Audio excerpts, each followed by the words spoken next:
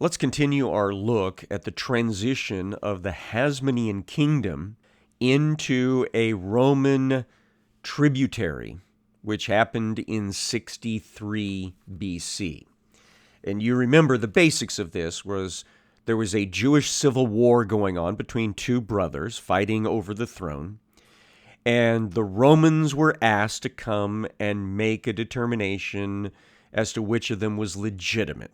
Pompey the Great was the one who came to make this decision. And because of the aggressiveness of the younger brother, Aristobulus, Pompey eventually decides in favor of Hyrcanus, the older brother, and affirms that he is the high priest and ethnarch of the Jewish people, and therefore the legal ally of the Roman Republic, while Aristobulus is now the usurper and therefore the enemy of the Roman Republic. And so Aristobulus is arrested.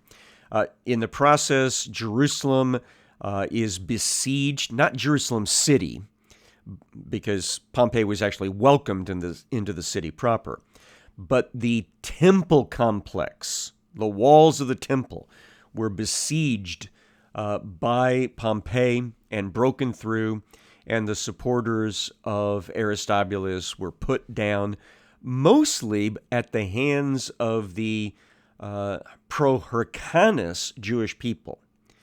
And then Pompey takes Aristobulus and goes away to Rome to become part of what we now call the first triumvirate or power-sharing arrangement between himself and Julius Caesar and a man by the name of Crassus.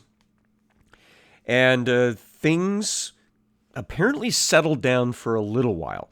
But then, as I talked about yesterday, in 58 BC, the young son of Aristobulus, a man by the name of Alexander, who had escaped when his family was taken away to Rome, he had built up an army, and he came to Jerusalem, deposed Hyrcanus from his high priesthood and his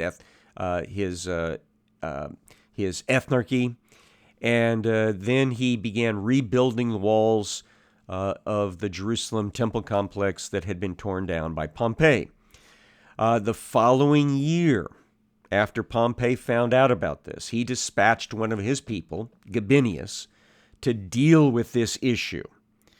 And it was resolved after a bit with Aristobulus agreeing to give up control of Jerusalem.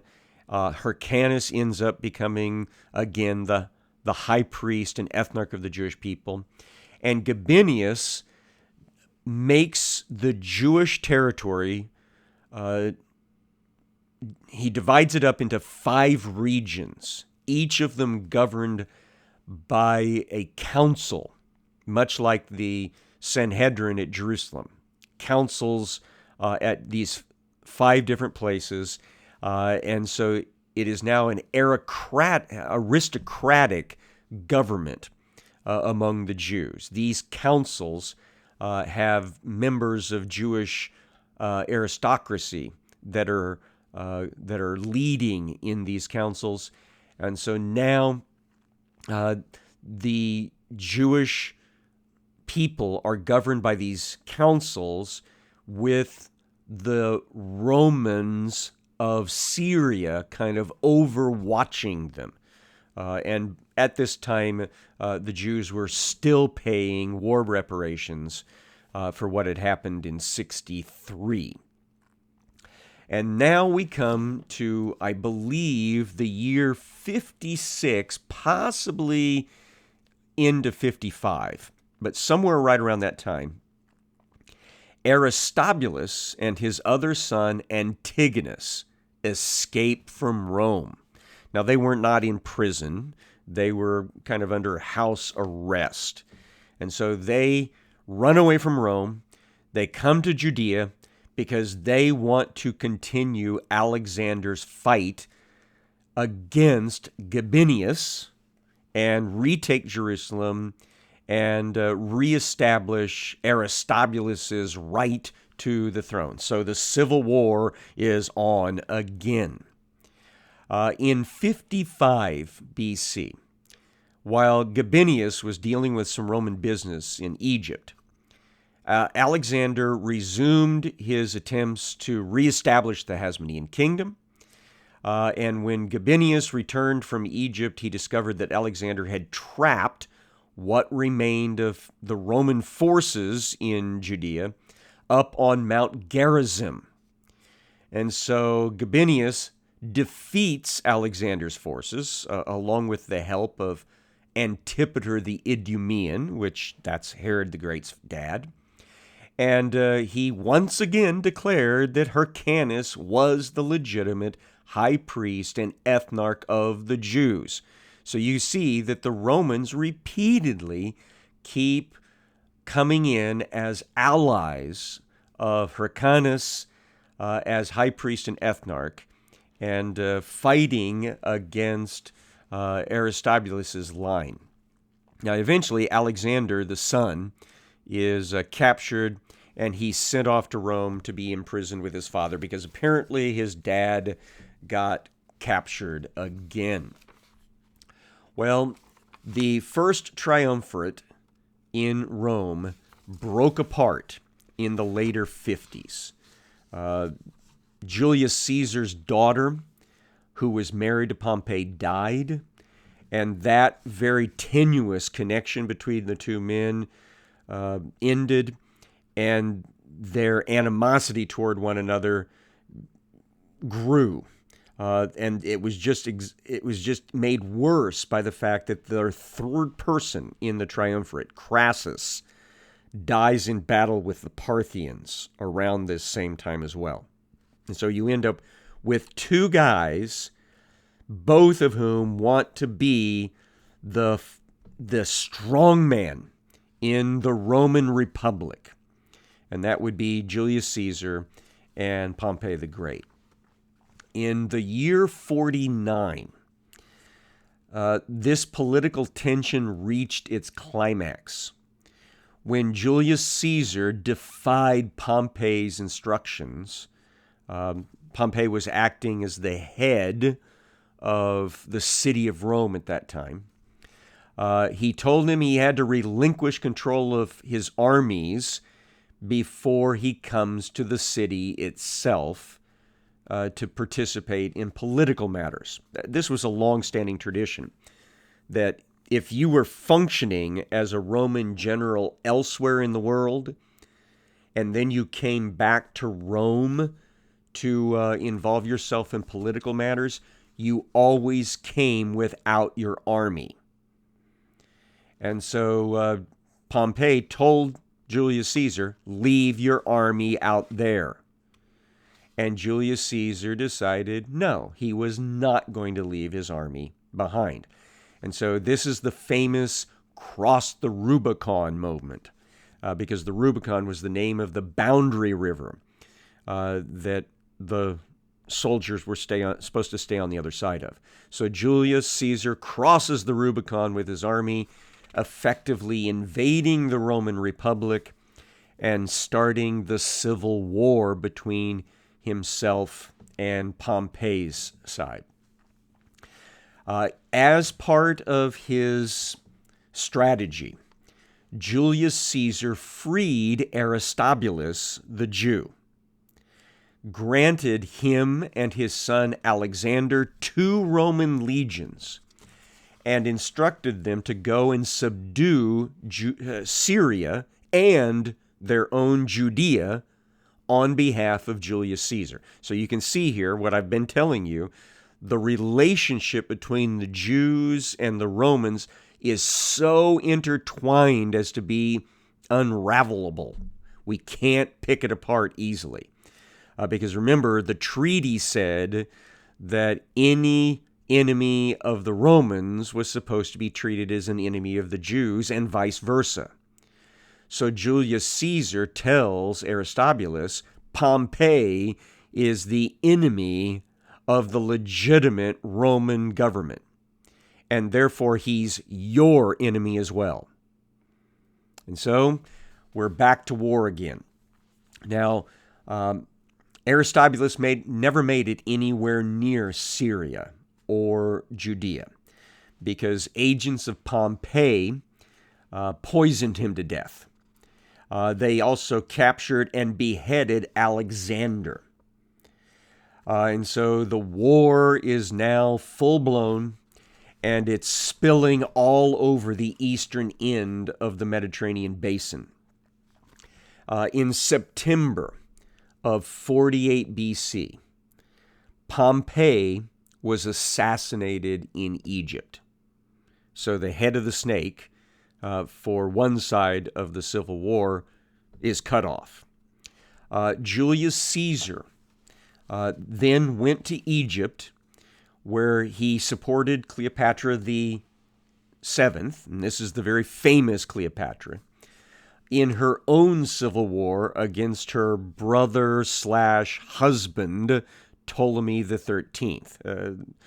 The Egyptian Macedonian kingship and queenship were very twisted. Brothers and sisters intermarried and tried to keep the line in the family. It was very strange. But anyway, Julius Caesar is in Egypt, and he is supporting Cleopatra to be the queen of the Ptolemaic Empire there. In the year 47, while Julius Caesar is carrying on battles in Egypt, Antipater the Idumean, the father of Herod the Great, at the insistence of Hyrcanus, the Jewish high priest and ethnarch of the Jews, he sent Jewish troops to Egypt to assist Julius Caesar in his fights. Because that's the treaty arrangement. Anyone that's an enemy of the legitimate Roman leadership is an enemy of the Jewish legitimate leadership. So Hyrcanus sees Julius Caesar as being the true representative of the Roman Republic and the Roman Senate. So he supports him. Now, despite accusations by Antigonus, the son of the lately poisoned Aristobulus and the brother of the beheaded Alexander, that Antipater and Hyrcanus were involved in those deaths and were illegitimately ruling Judea, Julius Caesar rewarded his newest allies. Now, you got to keep in mind here, Antigonus is the next guy claiming he has the right to the Jewish throne. He's already in the camp of Julius Caesar, and now the guy he's opposed to, Hyrcanus, has joined the camp of Julius Caesar. And so he wants to do anything in his power to have Julius Caesar refuse the legitimacy of Hyrcanus and of Antipater the Idumean. But Julius Caesar is having nothing to do with that. He sees these guys as being important allies. And so Hyrcanus was designated by Julius Caesar as high priest and ethnarch of the Jews. So that was a declaration of Julius Caesar. He was also permitted to finish that rebuilding of the temple complex walls that were broken down by Pompey. And then Antipater's family, as a reward for him fighting so valiantly on behalf of Julius Caesar and the Roman Republic, Antipater's family were all declared Roman citizens. That includes the young Herod the Great. They were also given this special status of being tax exempt. So most Roman citizens paid taxes to Rome. Antipater's family, the moment they became Roman citizens, they were also told, hey, by the way, you'll never have to pay Roman taxes, ever, the rest of your lives. And so this is one of the reasons that Herod the Great was able to build up a huge financial fortune, because he never paid a penny of taxes his entire life.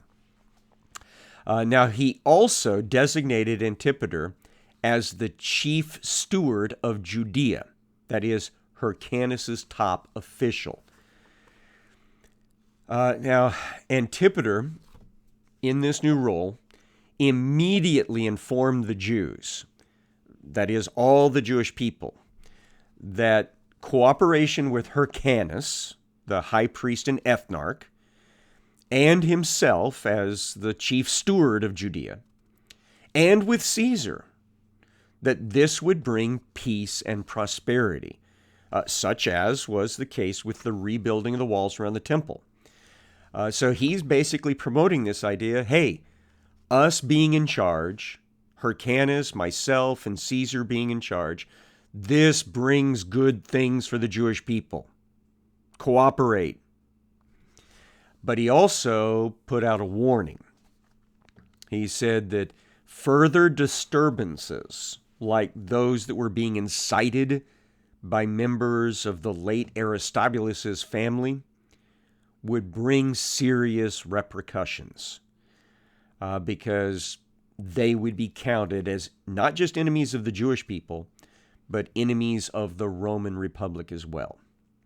And then, in 47 BC, he appointed his two sons to become members of leadership within this new alignment of the, we can't quite call it a kingdom, but it's an ethnarchy of Hyrcanus over the Jewish people.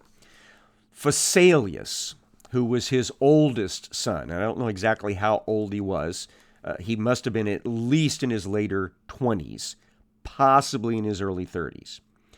Phasaelus is made the overseer of Jerusalem city and of the surrounding region immediately around the city. And Josephus reports that Phasaelus administered his responsibilities with excellence. He has nothing but good things to say in his history about Phasaelus. Herod, which is the guy we know as Herod the Great, was 25 years old at this time. And he was made the overseer of Galilee. He immediately became a popular hero to the people in northern Galilee and southern Syria, because when he went there, he began wiping out Jewish gangs that had been terrorizing the region. Thugs that were going around and stealing things from the Jewish people and from the Syrian people north of Galilee. And so he goes and starts having heavy reprisals against these guys. And so Josephus says that songs were composed in his honor. And the governor of Syria at this time, a man by the name of Sextus Caesar, who was Julius Caesar's cousin, commended Herod as being the hero of the Jewish people in Galilee and of the Syrian people as well.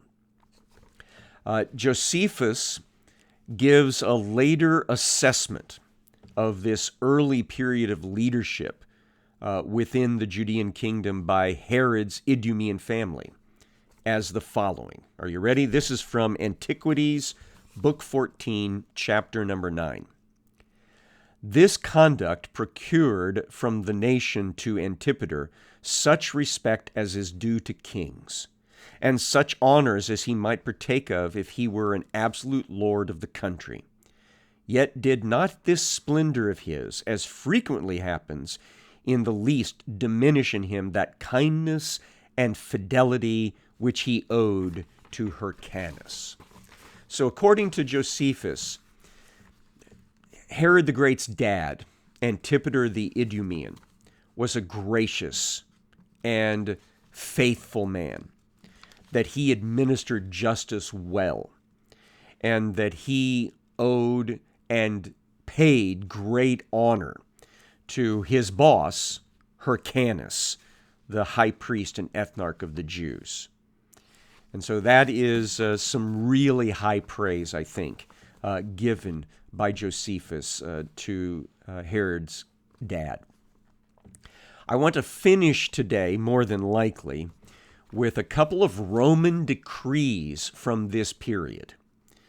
Because again, I'm trying to dissuade you from buying into this false information that the Romans were invaders of the Jewish lands, and that they were hated by the Jewish people, and that they were abusers of the Jewish faith, and things of that nature. Because that was certainly not the case at this time in history. And so here are two decrees recorded in Antiquities, Book 14, Chapter 10, by Josephus. And they are decrees issued by Julius Caesar. Caius Caesar, Imperator the second time, which that would be 47 BC, the very year that we were just talking about, has ordained that all the country of the Jews, excepting Joppa, pay a tribute yearly for the city Jerusalem, excepting the 7th year, which they call the sabbatical year, because thereon they neither receive the fruits of their trees, nor do they sow the land, and that they pay their tribute in Sidon on the 2nd year of the sabbatic period, the 4th part, or 25%, of what was sown, and besides this they are to pay the same tithes to Hyrcanus and his sons, which they paid to their forefathers. Now let me break in. This basically means that the Roman leader, Julius Caesar, and the Republic Senate that he represents acknowledged that the Jewish people only work 6 of 7 years, and therefore they were only required to pay their tributary taxes for 6 of those 7 years. They were immune from taxes in the sabbatic year. The tax rate for the country was 25%. But also, he upholds this idea the Jewish people have to pay their 10% tithe to Hyrcanus every single year, as is required by Jewish law. Continuing. And that no one, neither president nor lieutenant nor ambassador, raise auxiliaries within the bounds of Judea, nor made soldiers exact money of them for winter quarters or under any pretense, but that they may be free of all sorts of injuries, and that whatsoever they shall have hereafter are in possession of or have bought, they shall retain them all.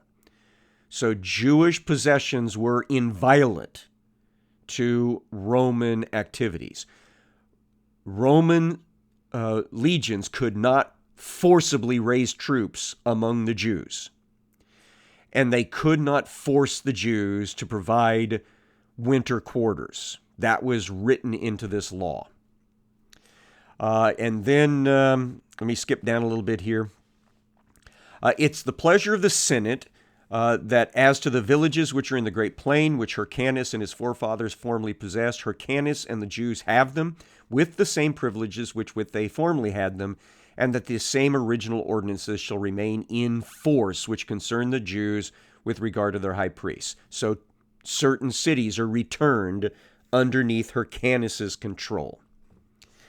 And then it is the pleasure also of the Senate that Hyrcanus the ethnarch and the Jews retain those places, countries, and villages which belong to the kings of Syria and Phoenicia, the confederates of the Romans, and which they've bestowed on them as their free gifts. So they get to get and keep certain territories from the past. And then this is kind of interesting at the end. It's also granted to Hyrcanus and to his sons and to the ambassadors by them sent to us. So people coming to Rome, including Hyrcanus if he ever does, that in the fights between single gladiators and in those with beasts, they shall sit among the senators to see these shows. So basically, if you guys come to Rome as representatives of the Jewish people, you're going to be treated as if you are senators. That's your status in our society. Even when you go to the Colosseum or circus or wherever to see these shows, you get the best seating. And that when they desire an audience, that is with the precept, that's Julius Caesar, or with the members of the Senate, they shall be introduced into the Senate by the dictator, that's Julius Caesar, or by the general of the horse, that's number 2 guy in the military. And when they've introduced them, their answers shall be returned to them 10 days at the farthest after the decree of the Senate is made about their affairs. So anything that the Jews ask of the Senate has to get a response within 10 days. High priority, in otherwise. So that's one of Julius Caesar's decrees from 47 BC, showing that the Jewish people were held in high regard. The other one is written to the Roman leader on a couple of islands in the Aegean Sea, where apparently he'd found out that Jews were not being given their special privileges. And so this is what he says. Now it does not please me that such decrees should be made against our friends and common and confederates, whereby they're forbidden to live according to their own customs, or to bring in contributions for common suppers and holy festivals, which they are not forbidden to do even at Rome itself. So he says, I am not happy to find out that you are not letting the Jewish people be Jewish. So you need to knock it off. And even when you have decrees that you think might be interpreted against them, they're not. Don't do it. And so basically it was the idea of Jews gathering in special festivals. There were other problems that the Romans were having with bacchanal rioters for the bacchanal feasts, and they'd put orders out against that.